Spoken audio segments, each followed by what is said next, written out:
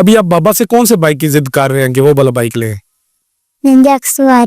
वो कितने का आता है? वो करोड़ों का। करोड़ों का? करोड़ों का नहीं, लाखों का ही आता होगा। पूछो बाबा से कितने का आता बाबा कितने का आता है?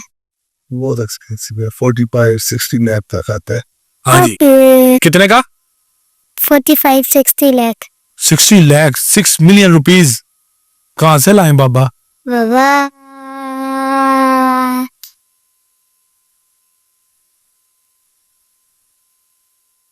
बैंक से। बैंक से? बाबा के पास बैंक में पैसे हैं? हैं? कितने हैं? हाँ, पता नहीं। ज्यादा हैं थोड़े हैं? ज्यादा। बहुत ज्यादा। जी। तो निकालते नहीं है बाबा? नहीं।